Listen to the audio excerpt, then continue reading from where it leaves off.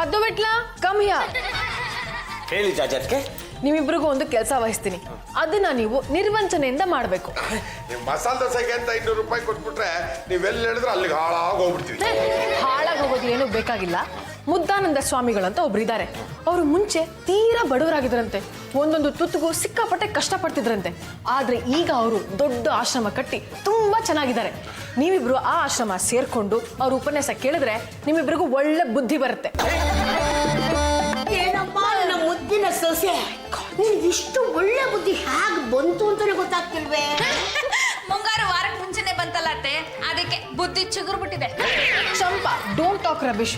ಇವರಿಬ್ರು ಲೈಫ್ ನ ಸೆಟ್ಲ್ ಮಾಡ್ಬೇಕು ಅಂತ ಡಿಸೈಡ್ ಮಾಡ್ಬಿಟ್ಟಿದ್ದೀನಿ. ಸರಿ ಕಣ್ರು, ಹಾಗಿದ್ರೆ ಬರ್ತಾ ಚೆನ್ನಾಗಿ ಕಟ್ಟಿಸ್ಕೊಂಡ್ ಬನ್ನಿ. ಏನೇನಾ ಮಸಾಲೆ ದೋಸೆನಾ? ಅಲ್ಲ, ಬುದ್ಧಿನ. ಬುದ್ಧಿನ ಕೆಟ್ಟಿಸ್ಕೊಂಡ್ಬರ್ತಾರ. ಬೋಧನೆ ಮಾಡಿದ ಬುದ್ಧಿನೆಲ್ಲ ಅಲ್ಲೇ ಬಿಟ್ಟು ಬರ್ತಿರಲ್ಲ, ಅದಕ್ಕೆ ಹೇಳಿದೆ. ಜಾಜಿ ಅವರೇ, ನಮ್ಗೆ ಸಿಕ್ಕಾಪಟ್ಟೆ ಅವಮಾನ ಆಗಿದೆ. ನೀವು ನಮಗೆ ಕೊಟ್ರೆ ನಾವು ಹೊರಟ್ಬಿಡ್ತೀವಿ. ನೋಡಿ, ಆಶ್ರಮದಲ್ಲಿ ಎಲ್ಲಾ ವ್ಯವಸ್ಥೆನೂ ಇರುತ್ತೆ.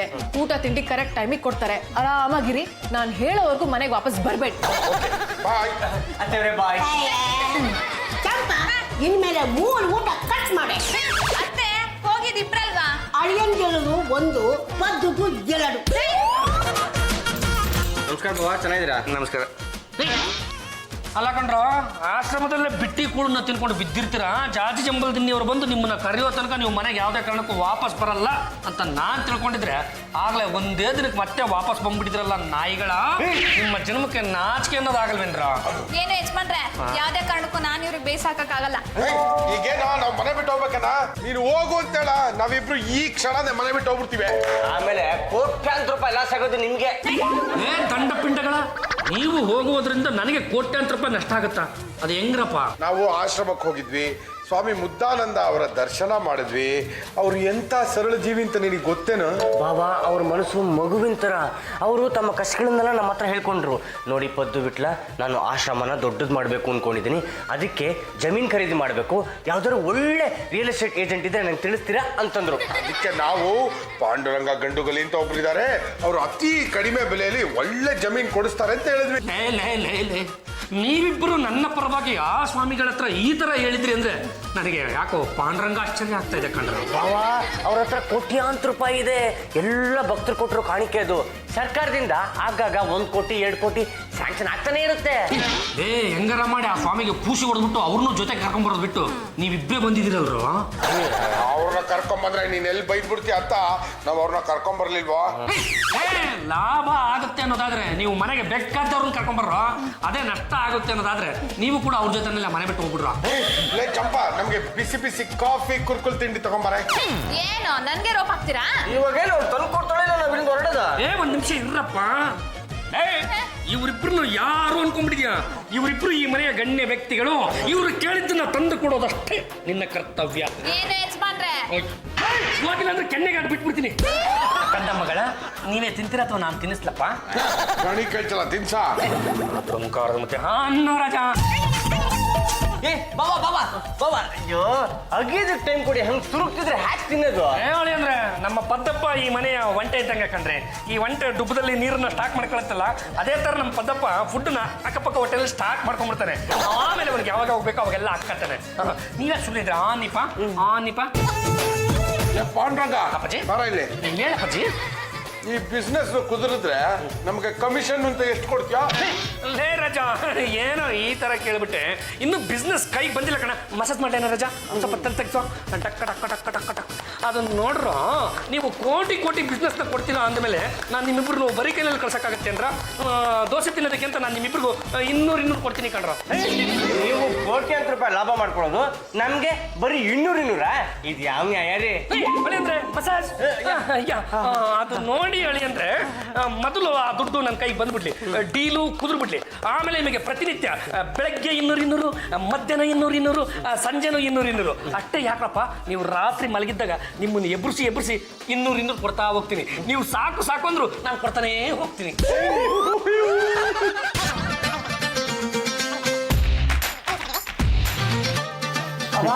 ಬಾಬಾ, ಸ್ವಾಮಿಗಳು ಬಂದಿರಿ, ಬೇಗ ಬನ್ನಿ. ಸ್ವಾಮಿಗಳೇ, ತಾವು ಬಂದು ನಮ್ಮ ಮನೆ ಪವಿತ್ರವಾಗಿ ಹೋಯ್ತು.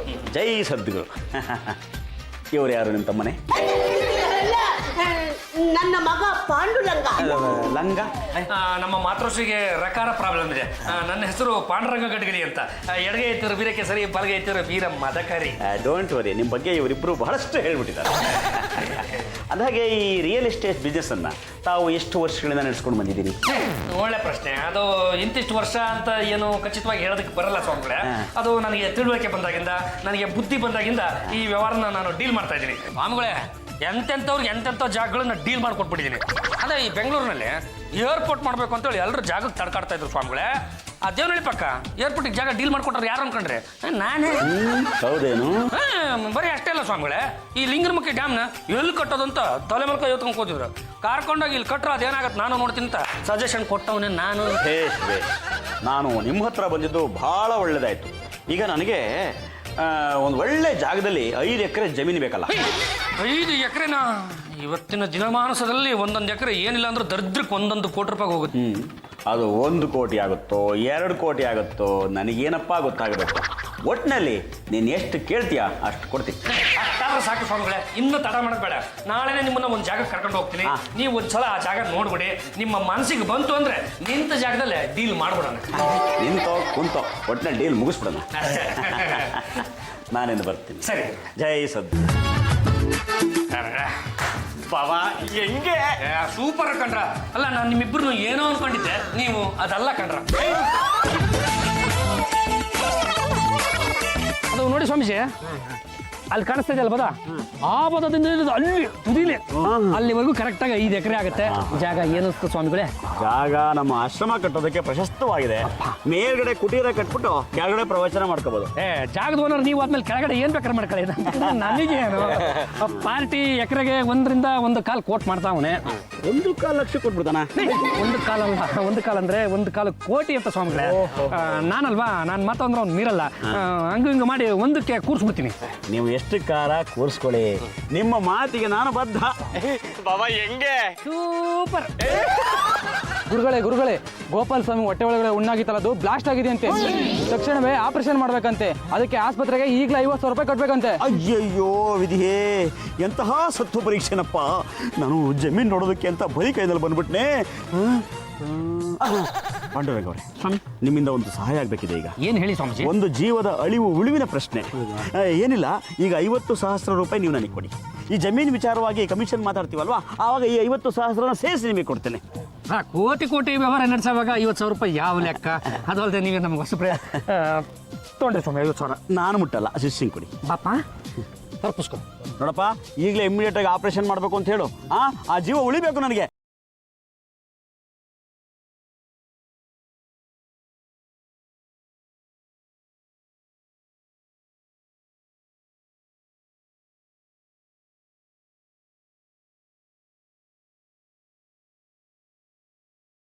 ಅಂತ ಕೊಟ್ಬಿಟ್ಟಿಯಂತೆ. ಅವ್ರ ಕಡೆಯಿಂದ ನಮಗೆ ಕೋಟಿ ಬರುತ್ತೆ, ಹಂಗಾಗಿ ನಾವು ತಟ್ ಅಂತ ಕೊಟ್ಟು ಬಿಡ್ತೀವಿ. ಆ ಸ್ವಾಮೀಜಿನ ಕರ್ಕೊಂಬಂದಿದ್ಯಾರು? ನಮ್ಮ ಯಜಮಾನ್ರು ಮತ್ತೆ ಪದ್ದು ತಾನೆ? ಯಾವ ಅಯೋಗ್ಯ ತಾನೇ ಇಲ್ಲ ಅಂತ ಹೇಳಿದ್ದು. ಅಂದ್ಮೇಲೆ ಅವ್ರಿಬ್ರಿಗೆ ಏನ್ ಕೊಟ್ಟಿದ್ಯಾ? ಎಲ್ಲ ಡೀಲ್ ಆಗ್ಲಿ, ಆಮೇಲೆ ಕೊಡೋದು ನಾವು ಕೊಡ್ತೀನಿ. ಸರಿ, ನಂಗೀಗ 5,000 ರೂಪಾಯಿ ಬೇಕು, ಕೊಡು. ಅದು ಯಾಕೋ? ಈಗ ಏನಾದ್ರೂ ಕೊಡ್ಲಿಲ್ಲ ಅಂದ್ರೆ ನಾನ್ ನಮ್ಮ ಯಜಮಾನ್ರಿಗೆ ಹೇಳಿ ಆ ವ್ಯವಹಾರಕ್ಕೆ ಕಲ್ಲು ಹಾಕ್ಸ್ತೀನಿ. ತೆಗೆದ್ರು ಸಾಕು, ಈ ಮನೆ ಜನಗಳು ಪಿಂಡ ತಿನ್ನಕ್ ಬರೋಕಾಗೆ ತರ ಕಾಕ ಅನ್ಕೊಂಡ್ಬಂದ್ಬಿಟ್ಟು. ಏನಪ್ಪ ಪಾಂಡುರಂಗ, ನಾನು 50,000 ಕೇಳಿದ ಕೂಡಲೇ ಟಕ್ ಅಂತ ಎತ್ಕೊಟ್ಬಿಟ್ಟಿಲ್ಲಪ್ಪ. ಅಯ್ಯೋ ಸ್ವಾಮಿಗಳೇ, ಕೊಡೋದಕ್ಕೆ ನಾನು ಯಾರು, ಕೇಳೋದಕ್ಕೆ ನೀವ್ಯಾರು? ನಾನಿಲ್ಲಿ ಕೇವಲ ನಿಮಿತ್ತ ಸ್ವಾಮಿಗಳೇ, ನಿಮಿತ್ತ. ಸರಿಯಾಗಿ ಹೇಳಿದೆ. ಒಂದು ವಿಚಾರ ಹೇಳ್ತೀನಿ ಕೇಳು.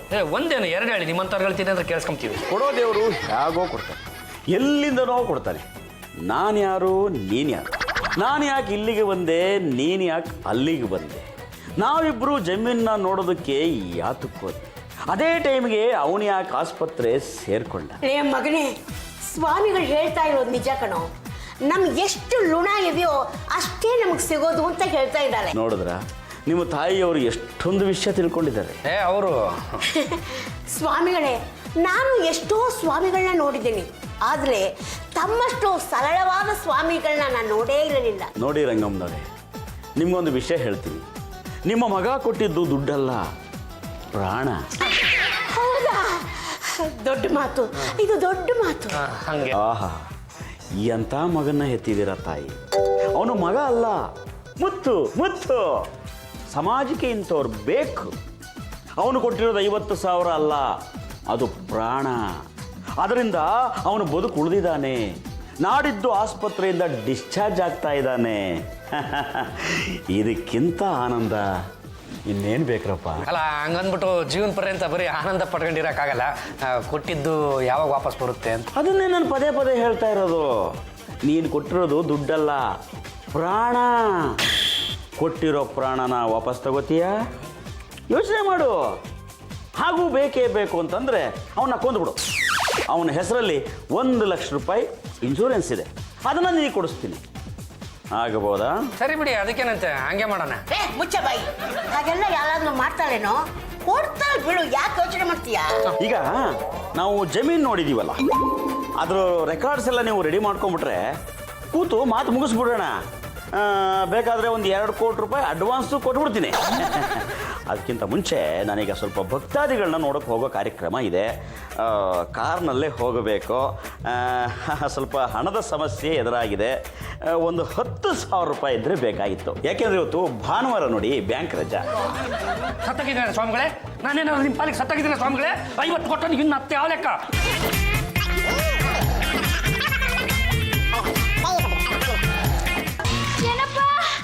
ಏನಪ್ಪ ಬನ್ನಿ. ಏನಮ್ಮ ಪಲ್ಲ? ಕಬೋರ್ಡಲ್ಲಿ 5,000 ರೂಪಾಯಿ ಇಟ್ಟಿದ್ದೆ, ಅದಕ್ಕೆ ಕಾಣಿಸ್ತಿಲ್ಲಪ್ಪ. ಯಾವುದಮ್ಮ ಅದು 5,000 ರೂಪಾಯಿ? ನಮ್ಮ ಅಣ್ಣ ಹತ್ರ ಕಾಡಿ ಬೇಡಿ 5,000 ರೂಪಾಯಿ ಕಿತ್ಕೊಂಡಿದ್ದೆ. ಡ್ರೆಸ್ ಮೆಟೀರಿಯಲ್ ತಗೊಳ್ಳೋಣ ಅಂತ ಇವತ್ತು ಹೋಗಿ ನೋಡ್ತೀನಿ, ಇಲ್ವೇ ಇಲ್ಲ. ಅದು ಏನಾಯ್ತು ಗೊತ್ತಮ್ಮ ಪಲ್ಲು, ನಮ್ಮ ಸ್ವಾಮೀಜಿಗಳಿದಾರಲ್ಲ, ಅವರು ಆರೋಗ್ಯ ಸಿಕ್ಕಾಪಟ್ಟೆ ಹದಗೆಟ್ಟುಬಿಟ್ಟಿತ್ತು ಕಣಮ್ಮ. ಅದಕ್ಕೆ 5,000 ರೂಪಾಯಿ ತೊಗೊಂಡೋಗಿ ಅವ್ರಿಗೆ ಕೊಟ್ಟುಬಿಟ್ಟೆ. ಏನ್ ಹೇಳ್ತಿದ್ದೀರಪ್ಪ? ಏನು ಆಡ ಮಾತು ಒಂದು ಅರ್ಥ ಬಿಡ್ಬೇನಮ್ಮ. ನಮ್ಮ ಸ್ವಾಮೀಜಿಗಳು ಅನಾರೋಗ್ಯದಿಂದ ಬಳಲ್ತಾ ಇದ್ದಾರೆ, ನಾವು ಅದನ್ನ ನೋಡ್ಕೊಂಡು ಸುಮ್ಮನಿರಕ್ಕಾಗುತ್ತಾ? ನಾನು ಸೀದಾ ಡಾಕ್ಟರ್ನ ಕರ್ಕೊಂಡು ಹೋದೆ, ಟ್ರೀಟ್ಮೆಂಟ್ ಕೊಡಿಸ್ದೆ, 5,000 ರೂಪಾಯಿ ಅಲ್ಲೂ ಸರಿ ಹೋಯ್ತು. ನಾನೇನು ಮಾಡಲಿ? ಅಣ್ಣಯ್ಯ ಅಣ್ಣಯ್ಯ ಬಾಯ್ಲಿ. ಏನಮ್ಮ ದೇವ್ರ ಕೊಟ್ಟಂಗೆ? ಅಣ್ಣಯ್ಯ, ನೀನ್ ಕೊಟ್ಟಿದ್ದ 5,000 ರೂಪಾಯಿನ ರೂಮಲ್ಲಿ ಭದ್ರವಾಗಿಟ್ಟಿದ್ದೆ. ಇವರು ಆ ದುಡ್ಡನ್ನು ತಗೊಂಡೋಗಿ ಸ್ವಾಮೀಜಿ ಕೊಟ್ಟಿದ್ದಾರೆ. ಅಂದ್ರೆ ಮೊದಲಿಗೆ ನಾನು 50,000 ರೂಪಾಯಿ ಕೊಟ್ಟಿದ್ದೆ, ಅದ್ರ ಮೇಲೆ ಮತ್ತು 10,000 ರೂಪಾಯಿ ಕೊಟ್ಟೆ. ಇಷ್ಟ್ರ ಮೇಲೆ ನೀವು 5,000 ರೂಪಾಯಿ ಕೊಟ್ಟಿದ್ದೀರಾ. ಹೀಗೆ ನಾವು ಕೊಡ್ತಾ ಹೋದ್ರೆ ಅವರಿಂದ ತಗೊಳ್ಳೋದು ಯಾವಾಗ ಅಂತ? ಲಂಸಮಲ್ಲಿ ತಗೊಳ್ಳೋರಂತೆ ಬಿಡಿ ಬಾಬಾ. ಏನು ಯಜಮಾನ್ರೆ, ನಿಮ್ ಹಾಗೆ ಟೋಪಿ ಹಾಕಿಸ್ಕೊಳ್ಳೋರು ಇಡೀ ಜಗತ್ತಿನಲ್ಲಿ ಯಾರು ಇಲ್ಲ. ಏನು ಹೇಳ್ತಾ ಇದೀಯ ನೀನು? ತರಕಾರಿ ತಗೋಣ ಅಂತ ಮಾರ್ಕೆಟ್ ಹೋದಾಗ ಆ ಮಾರ್ಕೆಟ್ ನಲ್ಲಿ ಎಲ್ಲರೂ ಮುದ್ದಾನಂದ ಸ್ವಾಮೀಜಿಗಳ ಬಗ್ಗೆನೇ ಮಾತಾಡ್ತಾ ಇದ್ರು. ಏನಂತ? ಅಯ್ಯಪ್ಪ, ಹೀಗೆ ಎಷ್ಟೋ ಜನಕ್ಕೆ ಟೋಪಿ ಹಾಕಿದಾರಂತೆ. ಅವರು ಬರೀ ಸ್ವಾಮೀಜಿ ಅಲ್ಲ, ತುಂಬಾ ದೊಡ್ಡ ಕ್ರಿಮಿನಲ್ ಅಂತ ಮಾತಾಡ್ಕೊತಾ ಇದ್ರು. ನೋಡಿ, ನೀವೇನೇ ವಿಚಾರಿಸೋ ಹಾಗಿದ್ರು ಜಾಜತ್ಕೆನ ವಿಚಾರಿಸಿ. ಯಾಕೆಂದ್ರೆ ಆ ಸ್ವಾಮೀಜಿಗಳು ನಮಗೆ ಪರಿಚಯ ಆಗೋ ಹಾಗೆ ಮಾಡಿದ್ದು ನಮ್ಮ ಜಾಜತ್ಕೆನೆ. ರೇ ಜಾಚಂಬಲ್ದಿನವ್ರೆ, ಬನ್ರಿ, ಗಂಡ್ಸ್ ಹಾಕಿದ್ರೆ ಬನ್ರಿ ಇಲ್ಲಿ. ಅಭಿ, ಸುಮ್ನೆ ಯಾಕೆ ಶೌಟ್ ಮಾಡ್ತಾ ಇದ್ದೀರಾ? What happen? ನೋಡಿ ಹ್ಯಾಪೆಂಡ ರೇ, ಸ್ವಾಮೀಜಿನ ದೊಡ್ಡದಾಗಿ ಮನೆ ಕರ್ಸಿದ್ರಲ್ಲ, ಅವನು ಬಂದಾಗ ನಾನು 50,000 ರೂಪಾಯಿ, ಅದಾದ ಮೇಲೆ 10,000 ರೂಪಾಯಿ, ಅದಾದ ಮೇಲೆ ನಾನು 5,000 ರೂಪಾಯಿ ಇವಳಿಗೆ. ಏನು ಎತ್ತ ಅಂತ ಎನ್ಕ್ವೈರಿ ಮಾಡಿದೆ, ಮನೆ ಕೊಟ್ಟಿದ್ದು ನಿಮ್ ತಪ್ಪು. ಅದಕ್ಕೆ ನಾನೇನ್ ಮಾಡ್ಲಿ? ನನ್ನ ಮಹಿಳಾ ಸಂಘಕ್ಕೆ ಹೋಗಕ್ಕೆ ಲೇಟ್ ಆಗ್ತಾ ಇದೆ. ಬಾಯ್. ದಂಡ ಪಿಂಡಗಳ, ನೀವು ಅದೇನು ಮಾಡ್ತೀರೋ ಎತ್ತ ಮಾಡ್ತಾರೋ ನಂಗೆ ಗೊತ್ತಿಲ್ಲ ಕಣ. ಆ ಸ್ವಾಮೀಜಿ ಯಾವ ಸ್ಥಿತಿನಲ್ಲಿ ಇದ್ದಾನೋ ಆ ಸ್ಥಿತಿನಲ್ಲಿ ಬೇಗನೆ ಈ ಮನೆಗೆ ಎತ್ತಕೊಂಡ್ಬಂದ್ರು. ಪಾಂಡುರಂಗ, ಅವ್ರಿಗೆ ತುಂಬಾ ಹುಷಾರಿಲ್ಲ ಕಣ. ಅವನನ್ನ ಎತ್ತಕೊಂಡ್ಬನ್ನಿ, ನಾನು ಟ್ರೀಟ್ಮೆಂಟ್ ಕೊಡಿಸ್ತೀನಿ ಅಂತ ಹೇಳಿ ಆ ಟ್ರೀಟ್ಮೆಂಟ್ ಕೊಡಿಸೋ ನೆಪದಲ್ಲಿ ನಾನು ಕೊಟ್ಟರೆ ದುಡ್ಡನ್ನೆಲ್ಲ ಹಂಗಂಗೆ ವಸೂಲಿ ಮಾಡ್ಕೊಂಡ್ಬಿಡ್ತೀನಿ. ಸ್ವಾಮಿಗಳೇ, ತಾವು ನಮ್ಮ ಮನೆಗೆ ಬಂದಿದ್ದು ನನಗೆ ತುಂಬಾ ಸಂತೋಷ ಆಯಿತು. ತಮ್ಮ ಆಶೀರ್ವಾದ ಸದಾ ನನ್ನ ಮೇಲೆ ಇರಬೇಕು. ಯಾಕೆ ಹೇಳಿ, ಸ್ವಾಮಿಗಳು ತಮ್ಮ 2 ಕೈನ ಕಡಿದು ನಿಮ್ಗೆ ಕೊಟ್ಬಿಡ್ತಾರೆ. ಅವ 2 ಕೈನ ಪರ್ಮನೆಂಟ್ ಆಗಿ ತಲೆ ಮೇಲೆ ಫಿಕ್ಸ್ ಮಾಡ್ಕೊಂಡ್ಬಿಡಿ ಆಶೀರ್ವಾದ ಮಾಡ್ದಂಗಿರುತ್ತೆ. ಜಾಗ ಖಾಲಿ ಮಾಡ್ರಿ. ಸ್ವಾಮೀಜಿಗಳಿಗೆ ಹುಷಾರಿಲ್ಲ ಅಂತ ಕೇಳ್ಪಟ್ವಿ. ಹೌದಪ್ಪ, ಮನುಷ್ಯ ಅಂತ ಹುಟ್ಟಿದ ಮೇಲೆ ಕಾಯಿಲೆಗಳು ಮನುಷ್ಯನಿಗೆ ಬರದೆ ಮರಕ್ಕೆ ಬರುತ್ತವ. ನೀವೇನು ಯೋಚನೆ ಮಾಡಬೇಡಿ, ನಮ್ಮ ಫ್ಯಾಮಿಲಿ ಡಾಕ್ಟರ್ ಮಮ್ಮಟ್ಟಿ ಅಂತ ಇದ್ದಾರೆ, ಅವ್ರು ಇನ್ನೇನು ಬರ್ತಾರೆ, ಅವರಿಂದ ನಿಮಗೆ ಟ್ರೀಟ್ಮೆಂಟ್ ಕೊಡಿಸ್ತೀವಿ.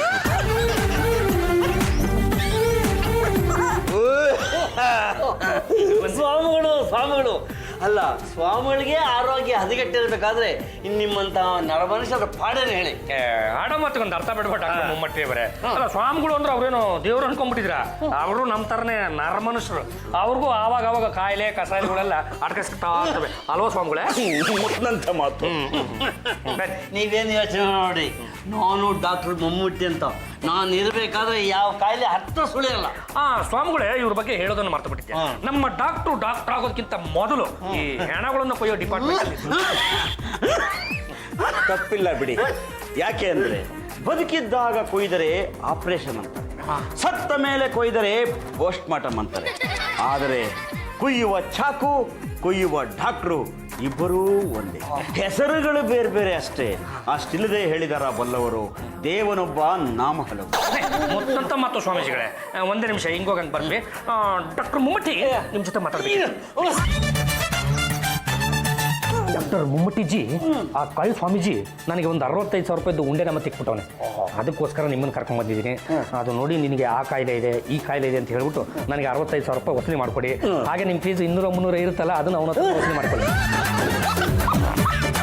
ನಿಮಗೆ 65,000 ರೂಪಾಯಿ, ನನಗೆ ಜುಜ್ಬಿ 200-300 ಅಟ್ಲೀಸ್ಟ್ 10,000 ರೂಪಾಯಿ ಆದ್ರೂ ಬೇಡ ನೀ ಕೊಡೋಣ ಅವ್ನು ತಾನೆ. ನಿಮಗೆ ಎಷ್ಟು ಬೇಕೋ ಅಷ್ಟನ್ನ ವಸೂಲಿ ಮಾಡ್ಕೊಳ್ಳಿ. ಈ ಡೀಲ್ಗೆ ಓಕೆ ಇದ್ರೆ ಮಾತ್ರ ನನ್ನ ಜೊತೆಗೆ ಬನ್ನಿ, ಇಲ್ಲಾಂದ್ರೆ ಆ ಕಡೆ ಇನ್ನೊಂದು ಡೋರ್ ಇದೆ ಹಂಗೆ ಹೋಗ್ಬಿಡಿ. ಡಾಕ್ಟರ್ ಮುಮ್ಮಟಿ ಸರ್, ಸ್ವಾಮೀಜಿ ನಮ್ಮ ಮನೆಗೆ ತುಂಬ ಬೇಕಾದವರು, ಅದರಲ್ಲೂ ಮುಖ್ಯವಾಗಿ ನನಗಂತೂ ಸಿಕ್ಕಾಪಟ್ಟೆ ಬೇಕಾದವರು. ಹಾಗಾಗಿ ಏನನ್ನೂ ಬಿಡಬೇಡಿ, ಎಲ್ಲ ಫುಲ್ ಡಿಟೇಲಾಗಿ ಚೆಕ್ ಮಾಡಿಬಿಡಿ. ಎಲ್ಲಿ ಸ್ವಾಮೀಜಿ ತಮ್ಮ ಹಸ್ತಾನ ಕೊಡ್ತೀರಾ? ಸ್ನಾನ ಮಾಡಿದ್ದೀರಿ? ಇವನು ಫೋನ್ ಮಾಡಿದಾಗ ನಾನು ಹೆಣ ಕುಯ್ತಾ ಇದ್ದೆ, ಇನ್ನು ಸ್ವಾಮೀಜಿಯವ್ರು ಕರೆದಲ್ಲ ಅಂತ ಸ್ನಾನ ಮಾಡೋ ಬದಲು ತಲೆ ಮೇಲೆ ನೀರನ್ನ ಪ್ರೋಕ್ಷಣೆ ಮಾಡ್ಕೊಂಡು ಬಂದಿದ್ದೇವೆ. ಹಾಗಾದ್ರೆ ದೋಷ ಇಲ್ಲ. ನಿಮಗೆ ಈ ಕಾಯಿಲೆ ಎಷ್ಟು ದಿವಸದಿಂದ ಇದೆ ಸ್ವಾಮೀಜಿ? 2 ದಿನದಿಂದ. ನೀರೇನಾದ್ರೂ ವ್ಯತ್ಯಾಸವಾಯ್ತು? ಆಗಿರ್ಬೋದು. ಈ ಭಕ್ತಾದಿಗಳ ಕೋರಿಕೆ ಮೇರೆಗೆ ನಾವು ಆ ಊರು ಈ ಊರು ಆ ಮನೆ ಈ ಮನೆ ಅಂತ ಸುತ್ತಾ ಇರ್ತೀವಲ್ವಾ, ಎಲ್ಲೋ ಏನೋ ಕುಡಿದು ಬಿಟ್ಟು ಹೆಚ್ಚು ಕಮ್ಮಿ ಮಾಡ್ಕೊಂಡ್ಬಿಟ್ಟವ್ರೆ. ಮುತ್ನಂತ ಮಾತು. ನಿಮಗೆ ಯಾವುದೋ ವಿಶೇಷವಾದಂಥ ಕಾಯಿಲೆ ಬಂದ್ಬಿಟ್ಟಿದೆ. ಇದನ್ನು ಹೀಗೆ ಬಿಟ್ಟರೆ ಇದು ಡೆಂಗ್ಯೂ ಜ್ವರಕ್ಕೆ ತಿರುಗಿ ನೀವು ಗೋವಿಂದ ಆಗೋಗ್ಬಿಡ್ತಾರೆ. ಇಲ್ಲ ಇಲ್ಲ, ನಾನೇನು ಸುಮಾರು ದಿನಗಳು ಬದುಕಿರಬೇಕು ಅಂತ ನನ್ನ ಆಸೆ ಅಲ್ಲ, ಭಕ್ತಾದಿಗಳ ಆಸೆ. ಅದು ಯಾವಾಗಲೂ ಹಿಂಗೆ ಸ್ವಾಮೀಜಿಗಳೇ, ಮನುಷ್ಯನಿಗೆ ತಾನು ಸಾಯ್ತೀನಿ ಅಂತ ಗೊತ್ತಾದ ತಕ್ಷಣ ಬದುಕಬೇಕು ಅನ್ನೋ ಆಸೆ ಒಳಗಿಂದ ಹಂಗಂಗೆ ಚಿಗರ್ಬಿಡುತ್ತಂತೆ. ಮುತ್ನಂತ ಮಾತು. ಅದಕ್ಕೆ ಹುಡುಕ್ಬಿಟ್ಟು ಹೇಳಿದೆ. ವೈದ್ಯರೇ, ನನ್ನ ಕಾಯಿಲೆ ಇನ್ನೂ ಪ್ರಾರಂಭಿಕ ಹಂತದಲ್ಲಿದೆ ಅಂತ ನಿಮಗೆ ಗೊತ್ತಾದ ಮೇಲೆ ಏನಾದರೂ ಔಷಧಿ ಕೊಟ್ಟು ಅದನ್ನ ವಾಸಿ ಮಾಡ್ಬೋದಲ್ಲ? ಒಂದು ಇಂಜೆಕ್ಷನ್ ಇದೆ, ಅದನ್ನು ಕೊಡ್ಬೋದು, ಅದು ಸ್ವಲ್ಪ ದುಬಾರಿ ಆಗುತ್ತೆ ಅಷ್ಟೇ. ದುಬಾರಿ ಅಂದರೆ ಎಷ್ಟಾಗ್ಬೋದು? ಏನಿಲ್ಲ, ಒಂದು 75,000 ರೂಪಾಯಿ ಆಗುತ್ತೆ ಅಷ್ಟೇ. ಬರೀ 75,000? ನಾನು ಯಾವಾಗಲೂ ಹಣಕ್ಕೆ ಮಹತ್ವ ಕೊಟ್ಟನೇ ಅಲ್ಲ. ಇದು ಪಾಂಡುರಂಗನಿಗೆ ಚೆನ್ನಾಗಿ ಗೊತ್ತು. ಅದಕ್ಕೆ ಅಲ್ವಾ ಸ್ವಾಮಿಗಳೇ ನಾನು ನಿಮ್ಮನ್ನ ಈ ಮನೆ ಕರ್ಸ್ಕೊಂಡಿರೋದು. ಡಾಕ್ಟ್ರೆ ಕೊಟ್ಬಿಡಿ. ಕೊಟ್ಬಿಡ್ಲಾ ಇಂಜೆಕ್ಷನ್?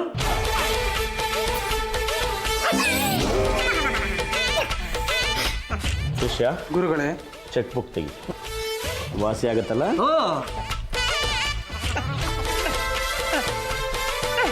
Injection fees 75,000. ನಿಮ್ಮ ಫೀಸ್ ಎಷ್ಟು? ಏನು ಬೇಕಾಗಿಲ್ಲ, ಕೊಟ್ಬಿಡಿ ಸಾಕು. ನಾ ಕೊಡ್ತೇನೆ. ಎಲ್ಲಾದರೂ ಉಂಟೆ, ನಮ್ಮ ಮನಃಶಾಂತಿ ಒಪ್ಪಲ್ಲ. ಇವ್ರದ್ದು ಸೇರಿಸಿ ರೌಂಡ್ ಫಿಗರ್ 80.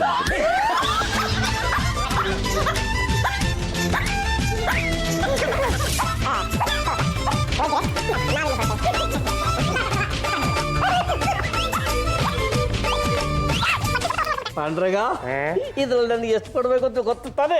ಗೊತ್ತಿಲ್ಲದೆ ಏನು ಡಾಕ್ಟ್ರೆ, ಸುಚ್ಚಿರೋ ಒಂದು ಗುಂಡು ಪಿನ್ನಿಗೆ ಕುಂಕುಮ ನೀರಿಗೆ ಇನ್ನೆಷ್ಟು ಕೊಟ್ಟಾರೋ?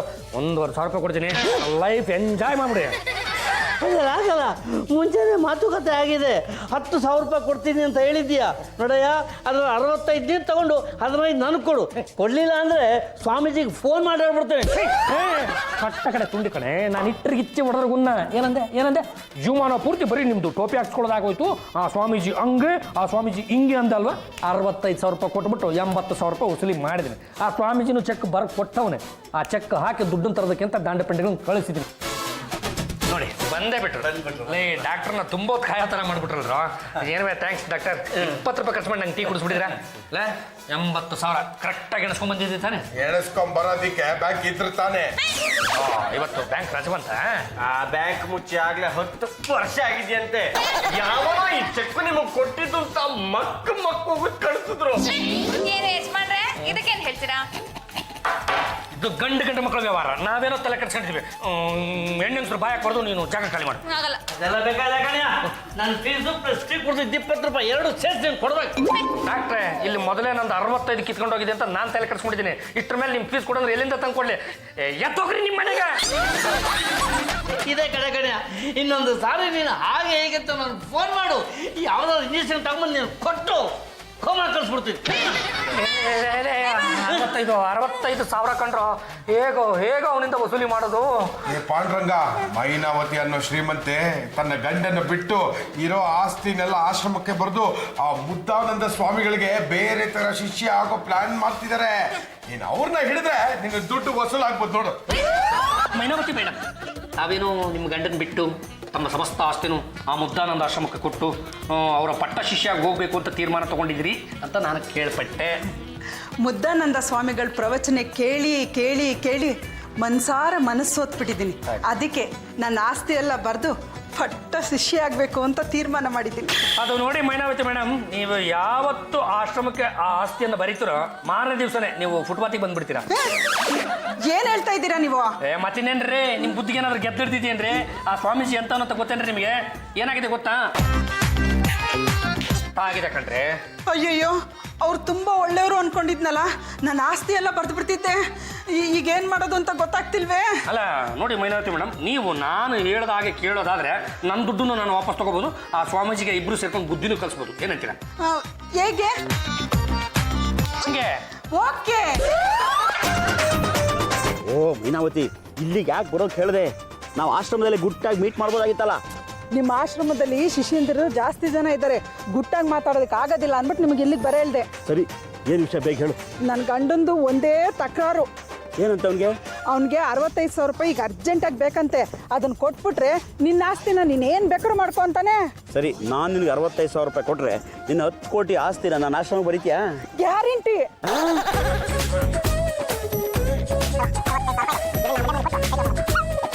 ಒಂದು ಸ್ವಲ್ಪ ಬರ್ತೀರಾ? ತಗೊಳ್ಳಿ ನಿಮ್ದು 65,000 ರೂಪಾಯಿ. ಇನ್ಮೇಲೆ ನಿಮಗೂ ನಮಗೂ ಯಾವ ಸಂಬಂಧನೂ ಇರೋದಿಲ್ಲ. ನಿಮಗೂ ನಮಗೂ ಸಂಬಂಧ ಇಲ್ಲ, ಹಾಗೆ ಸ್ವಾಮೀಜಿಗೂ ನಮಗೂ ಕೂಡ ಸಂಬಂಧ ಇಲ್ಲ. ಏಯ್ ಪಾಂಡುರಂಗ, ನೀನಾಕ ಇಲ್ಲಿ ಬಂದಿದ್ಯಾ? ತಲೆ ಮೇಲೆ ಹೊಡ್ಬಿಡ್ತೀನಿ ಕಾಳು ಸ್ವಾಮಿ. ಅದೆಷ್ಟು ಜನರು ತಲೆ ಹೊಡಿಬೇಕು ಅಂತ ಇದೆಯಾ ನೀನು? ನನ್ನ ಹತ್ರ 65,000 ರೂಪಾಯಿ ವಸೂಲಿ ಮಾಡಿದ್ದು ಅಲ್ಲದೆ ಪಾಪ ಈ ಅಮ್ಮನ 10 ಕೋಟಿ ಆಸ್ತಿ ಮೇಲೆ ಕಣ್ಣು ಹಾಕಿದೆಯಲ್ಲ, ಇದ್ದೇ ಕಡೆ ಕಣ. ಇನ್ನೊಂದು ಸಲ ನೀನೇನಾದ್ರೂ ಕಾವಿ ಬಟ್ಟೆ ಹಾಕೊಂಡು ನನ್ನ ಕಣ್ಣಿಗೆ ಕಾಣಿಸ್ಕೊಂಡಿದ್ದೆ ಆದರೆ 2 ಕಣ್ಣು ಕಿತ್ತಿ ಪೊಲೀಸರಿಗೆ ಒಪ್ಪಿಸ್ಬಿಡ್ತೀನಿ.